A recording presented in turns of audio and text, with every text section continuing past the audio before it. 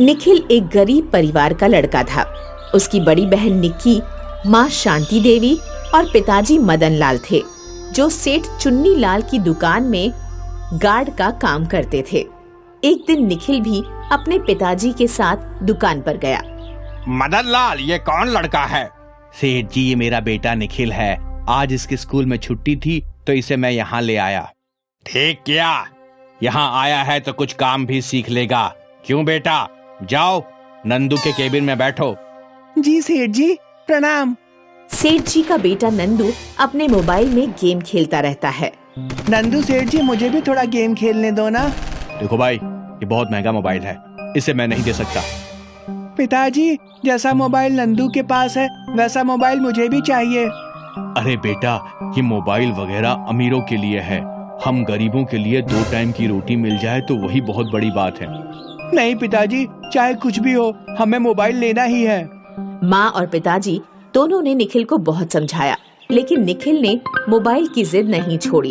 गर्मी की छुट्टी में निखिल को सेठ जी की नौकरी कर जो पैसे मिले, उसमें पिताजी का भी आधा पैसा लगाकर एक मोबाइल खरीदा। वो बहुत खुश हुआ, लेकिन जब उसे पता चला कि मोबाइल में गेम या सिनेमा देखने के लिए नेट की जरूरत होती है, तो वह नंदू को अपना मोबाइल दिखाता है। अरे, इसमें तो नेट ही नहीं है। हाँ सेठ जी, नेट के लिए पैसे नहीं है। कोई बात नहीं, दुकान के वाईफाई से नेट चला लो। अरे वाह, ये तो कमाल हो गया। गर्मी के कारण सभी कुएं सूख गए थे। लोग दूर दूर तक पानी की खोज में जाते हैं। निखिल भी पानी की खोज में पास के जंगल में जाता है। तभी उसे एक कुआं दिखता है। कुएं के पास पहुंचकर एक पेड़ के नीचे बैठकर सुस्ताने लगता है। बहुत थक गया हूँ, थोड़ा आराम करता हूँ। सुबह से पानी के चक्कर में फोन भी नहीं चलाया। निखिल जेब से मोबाइल निकालता है तो देखता है कि उसके मोबाइल में वाईफाई से नेट चल रहा है। उसके मोबाइल में वाईफाई का कुआं शो कर रहा होता है। ये क्या, इस कुएं से वाईफाई कैसे चल सकता है? कुछ तो अजीब है। कहीं ये कुआं वाईफाई कुआं तो नहीं? मैं इसके पानी को अपने साथ ले जाता हूँ, जिससे मैं घर में भी वाईफाई इस्तेमाल कर पाऊंगा। निखिल कुएं से एक बोतल में पानी भर लेता है और घर की तरफ चला जाता है।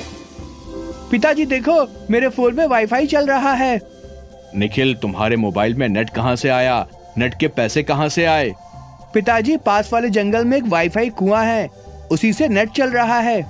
चलो अच्छा हुआ, मेरा बच्चा बहुत परेशान था। ठीक है बेटा, लेकिन याद रहे, इसका दुरुपयोग नहीं करना। समय से सारे काम खत्म करने के बाद ही मोबाइल को चलाना। जी पिताजी, मैं पढ़ाई और काम करने के बाद ही इसका उपयोग करूंगा। शाबाश बेटा।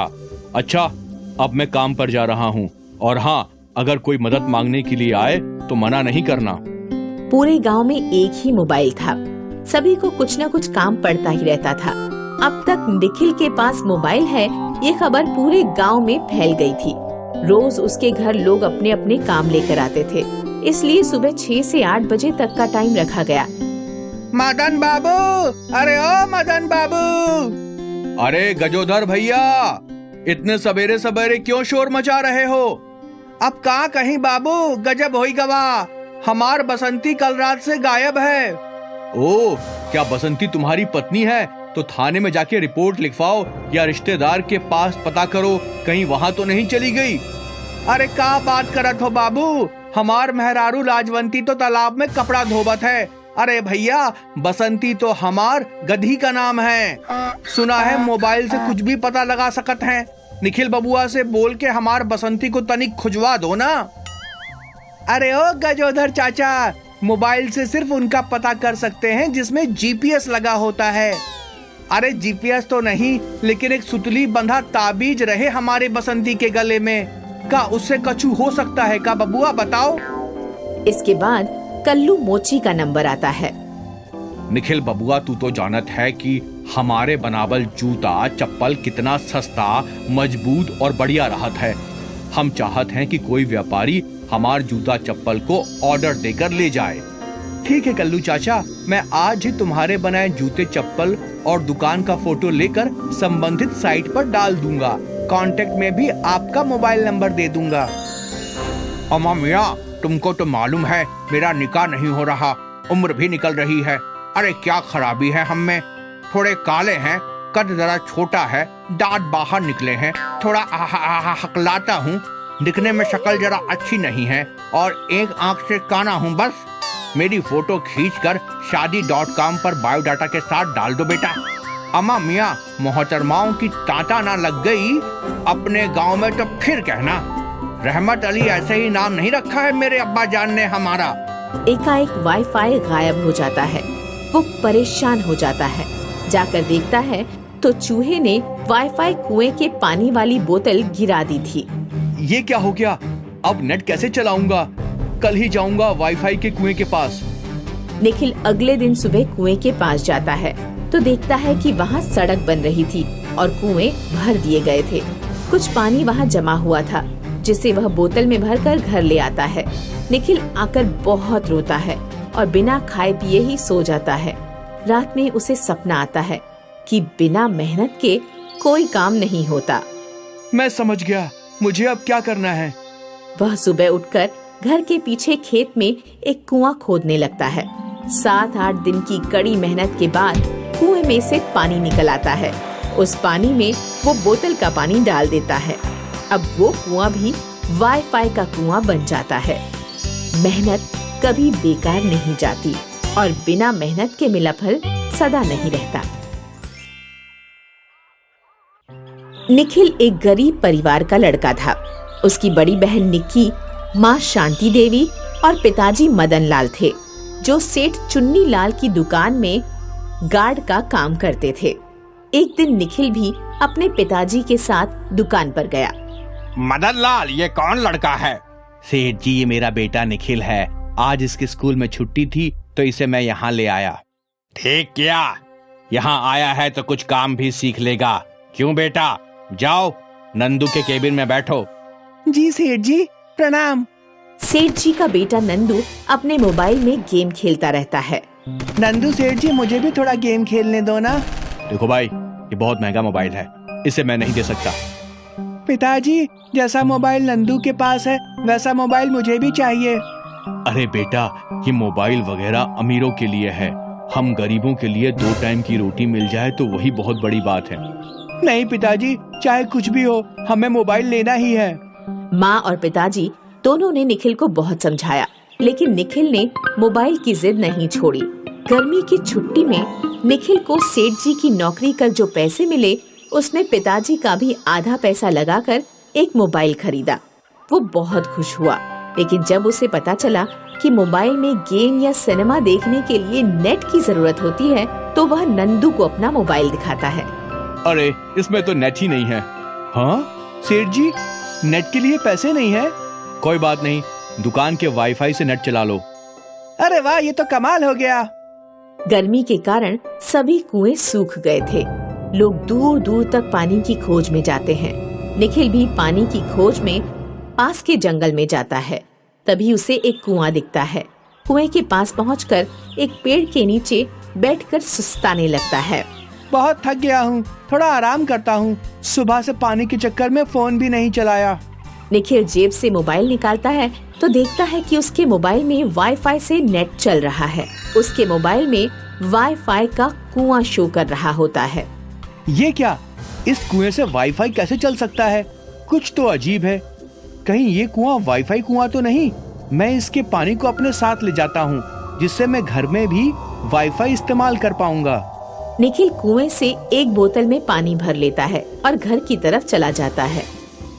पिताजी देखो, मेरे फोन में वाईफाई चल रहा है। निखिल, तुम्हारे मोबाइल में नेट कहाँ से आया? नेट के पैसे कहाँ से आए? पिताजी, पास वाले जंगल में एक वाईफाई कुआं है, उसी से नेट चल रहा है। चलो अच्छा हुआ, मेरा बच्चा बहुत परेशान था। ठीक है बेटा, लेकिन याद रहे, इसका दुरुपयोग नहीं करना। समय से सारे काम खत्म करने के बाद ही मोबाइल को चलाना। जी पिताजी, मैं पढ़ाई और काम करने के बाद ही इसका उपयोग करूंगा। शाबाश बेटा। अच्छा, अब मैं काम पर जा रहा हूँ, और हाँ, अगर कोई मदद मांगने के लिए आए तो मना नहीं करना। पूरे गांव में एक ही मोबाइल था। सभी को कुछ न कुछ काम पड़ता ही रहता था। अब तक निखिल के पास मोबाइल है, ये खबर पूरे गांव में फैल गई थी। रोज उसके घर लोग अपने अपने काम लेकर आते थे, इसलिए सुबह 6 से 8 बजे तक का टाइम रखा गया। मदन बाबू, अरे ओ मदन बाबू। अरे गजोधर भैया, इतने सवेरे सवेरे क्यों शोर मचा रहे हो? अब कहाँ कहीं बाबू, गजब होई गवा, हमार बसंती कल रात से गायब है। ओ, क्या बसंती तुम्हारी पत्नी है? तो थाने में जाके रिपोर्ट लिखवाओ या रिश्तेदार के पास पता करो, कहीं वहां तो नहीं चली गई। अरे का बात करत हो बाबू, हमार मेहरारू लाजवंती तो तालाब में कपड़ा धोबत है। अरे भैया, बसंती तो हमार गधी का नाम है। सुना है मोबाइल से कुछ भी पता लगा सकत हैं। निखिल बबुआ से बोल के हमार बसंती को तनिक खुजवा दो ना। अरे ओ गजोधर चाचा, मोबाइल से सिर्फ उनका पता कर सकते हैं जिसमें जीपीएस लगा होता है। अरे जीपीएस तो नहीं, लेकिन एक सुतली बंधा ताबीज रहे हमारे बसंती के गले में, का उससे कछु हो सकता है का बबुआ, बताओ। इसके बाद कल्लू मोची का नंबर आता है। निखिल बबुआ, तू तो जानत है कि हमारे बनावल जूता चप्पल कितना सस्ता, मजबूत और बढ़िया रहत है। हम चाहत हैं कि कोई व्यापारी हमार जूता चप्पल को ऑर्डर देकर ले जाए। ठीक है कल्लू चाचा, मैं आज ही तुम्हारे बनाए जूते चप्पल और दुकान का फोटो लेकर संबंधित साइट पर डाल दूंगा। कांटेक्ट में भी आपका मोबाइल नंबर दे दूंगा। अम्मा मियाँ, तुमको तो मालूम है मेरा निकाह नहीं हो रहा, उम्र भी निकल रही है। अरे क्या खराबी है हम में, थोड़े काले हैं, कद जरा छोटा है, दांत बाहर निकले हैं, थोड़ा हकलाता हूँ, दिखने में शक्ल जरा अच्छी नहीं है और एक आंख से काना हूँ बस। मेरी फोटो खींचकर शादी.com पर बायोडाटा के साथ डाल दो बेटा। अम्मा मियाँ, मोहतरमाओं की तांता ना लग गई अपने गांव में तो फिर कहना। रहमत अली ऐसे ही नाम नहीं रखा है मेरे अब्बा जान ने हमारा। एकाएक वाईफाई गायब हो जाता है। वो परेशान हो जाता है। जाकर देखता है तो चूहे ने वाईफाई कुएं के पानी वाली बोतल गिरा दी थी। ये क्या हो गया? अब नेट कैसे चलाऊंगा? कल ही जाऊंगा वाईफाई के कुएं के पास। निखिल अगले दिन सुबह कुएं के पास जाता है तो देखता है कि वहाँ सड़क बन रही थी और कुएं भर दिए गए थे। कुछ पानी वहाँ जमा हुआ था जिसे वह बोतल में भरकर घर ले आता है। निखिल आकर बहुत रोता है और बिना खाए पिए ही सो जाता है। रात में उसे सपना आता है कि बिना मेहनत के कोई काम नहीं होता। मैं समझ गया, मुझे अब क्या करना है। वह सुबह उठकर घर के पीछे खेत में एक कुआं खोदने लगता है। 7-8 दिन की कड़ी मेहनत के बाद कुएं में से पानी निकल आता है। उस पानी में वो बोतल का पानी डाल देता है। अब वो कुआं भी वाईफाई का कुआं बन जाता है। मेहनत कभी बेकार नहीं जाती और बिना मेहनत के मिला फल सदा नहीं रहता।